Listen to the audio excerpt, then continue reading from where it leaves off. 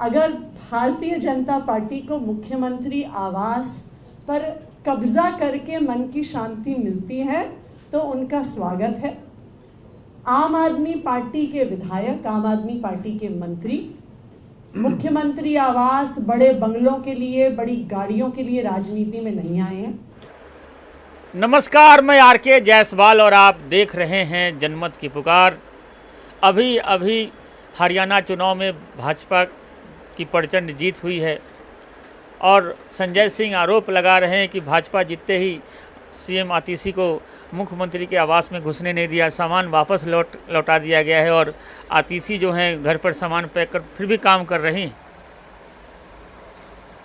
देखिए, दिल्ली की जो मुख्यमंत्री हैं वो एक आवास में रह रही थी, वो भी सरकारी आवास था, तो उनको वहीं से काम करना चाहिए था।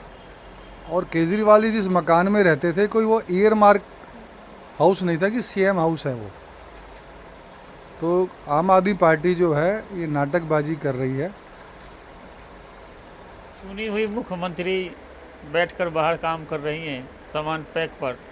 ये इसको लेकर आम आदमी पार्टी के नेता लगातार हमला कर रहे हैं भाजपा पर। देखिए, दिल्ली की मुख्यमंत्री को काम करना चाहिए। पिछले 1 साल से जो मुख्यमंत्री दिल्ली के थे वो काम नहीं कर रहे थे, वो जेल में थे, तो बहुत सारा काम पेंडिंग है दिल्ली के अंदर। उनको सड़कें ठीक करनी है, बिजली पानी की व्यवस्था ठीक करनी है, ट्रांसपोर्ट की व्यवस्था ठीक करनी है और बहुत सारे जो काम पेंडिंग थे उनको उस काम को करना चाहिए।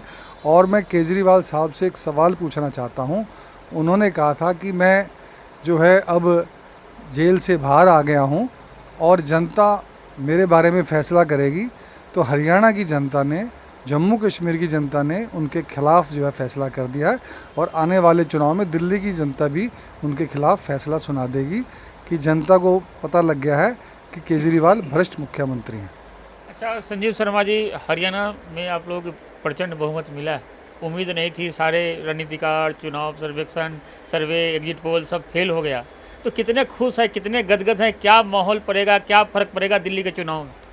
देखिए, जो उम्मीद और नाउम्मीद की बात कर रहे हैं, ये मीडिया, सोशल मीडिया और सर्वे बनाने वाली कंपनियों का काम था और मतदाता ने भाजपा के समर्थन में लगातार तीसरी बार सरकार बनाई है और उन्होंने विकास के नाम का वोट सरकार को दिया है और भारतीय जनता पार्टी की हरियाणा में सरकार बनी है। तो लोग भी बहुत उम्मीदी हैं, देश के प्रधानमंत्री से बहुत उम्मीदी हैं, उसके कारण उनकी सरकार बनी है और निश्चित रूप से इस बार जो विकास के कार्य और गति पकड़ेंगे। अच्छा संजीव शर्मा जी, दिल्ली का चुनाव 3-4 महीने है यहाँ पर, अभी 3-4 महीने बाद होने, क्या माहौल लगता है? यहाँ पे तो मुफ्त की योजनाएं चल रही है, जैसे बिजली, पानी, मोहल्ला क्लिनिक, महिलाओं को बस फ्री। अब तो दिवाली तक शायद आतिशी बोल रही थी कि 1-1 हज़ार रुपये महिलाओं को भी दिया जाएगा। तो इतनी सारी योजनाएं हैं दिल्ली में, कैसे लगता है कि भाजपा यहाँ पर चुनाव लड़ेगी फिर? और देखिए, दिल्ली सरकार झूठा प्रचार करती है, दिल्ली की जनता जान चुकी है।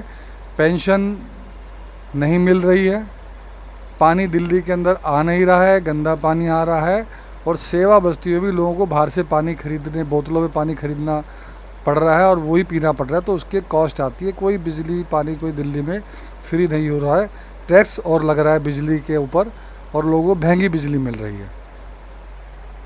रामलीलाओं का दौर चल रहा है, पूरा राजधानी दिल्ली राममय बना हुआ है। आप भी लगातार रामलीलाओं में जाते हैं, क्या संदेश देते हैं रामलीलाओं में जाकर? हम एक ही संदेश देते हैं कि भगवान राम की लीलाओं से हमें संकल्प लेना चाहिए कि हमें राम जैसा बेटा बनना चाहिए, राम जैसा पिता बनना चाहिए, राम जैसा पति बनना चाहिए। और युवा पीढ़ी से मैं अपेक्षा करता हूं कि वो रामलीला देखने अवश्य आए, ताकि उनके अंदर भारतीय संस्कृति का जो प्रचार प्रसार हो, वो उनके बीच में जागरूकता उनके अंदर आए और देश जो है राम की ओर, राम राज्य की ओर बढ़े। मगर आप लोग भी जा रहे हैं, आम आदमी पार्टी के नेता सब भी जा रहे हैं, अरविंद केजरीवाल भी जा रहे हैं, कहते सबसे बड़ा हिंदू तो हम हैं। करेंगे हम पहले हनुमान जी का दर्शन करने जाते हैं, फिर रामलीला देखने जाते हैं। देखिए, सबका अधिकार है और भगवान तो सबके हैं, सब राजनीतिक पार्टियों के, सबको उनका पालन करना चाहिए, अपने धर्म का पालन करना चाहिए और जितने भी हमारे भगवान हैं उन सबकी पूजा अर्चना करनी चाहिए, सनातन धर्म का ध्यान रखना चाहिए और अपने सभी जो युवा पीढ़ी है, मैं पहले भी कह चुका हूँ, उनको इसके अंदर जोड़ना चाहिए। तो भगवान राम से विनती वगैरह करते हैं, मन्नत वगैरह मानते हैं कि इस बार टिकट वगैरह मिलेगी आपको? देखिए, निश्चित रूप से भारतीय जनता पार्टी जो है दिल्ली की सभी 70 सीटों पर चुनाव लड़ेगी और सभी कार्यकर्ताओं का अधिकार है उनको टिकट मिले, और पार्टी जो है तय करेगी कि इस कार्यकर्ताओं को टिकट देगी, सब जगह की स्थिति राजनीतिक समीक्षा करके, और जो इस बार भारतीय जनता पार्टी का कार्यकर्ता जीत सकता होगा पार्टी उसको निश्चित रूप से चुनाव में उतारेगी, और भारतीय जनता पार्टी की सरकार इस बार निश्चित रूप से दिल्ली में बनने वाली है।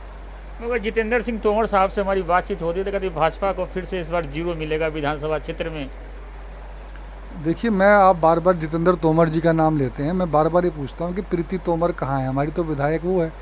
जितेंद्र तोमर तो आम आदमी पार्टी के कार्यकर्ता हैं, पूर्व मंत्री हैं, पूर्व विधायक हैं, तो कहीं सिस्टम में है ही नहीं जी। मगर वो तो बोलते थे चुनाव के दौरान कि 1 और 1 11 हो जाएंगे, एक विधानसभा देखेंगी और मैं क्षेत्र में देखूंगा, तो वही हो रहा है संजीव शर्मा जी। देखिए, उन्होंने तो कहा था कि यदि शुक्रपुर वार्ड से यदि भारतीय जनता पार्टी चुनाव जीत जाएगी तो मैं राजनीति छोड़ दूंगा, तो राजनीति उन्होंने छोड़ी नहीं है।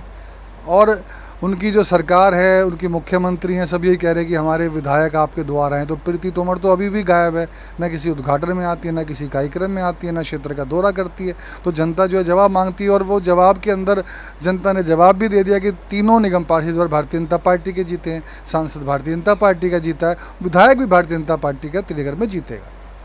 तो देख रहे हैं पूरा एकदम हरियाणा चुनाव के रिजल्ट से पूरा गदगद है संजीव शर्मा जी। मिलते हैं किसी और खबरों के साथ, नमस्कार।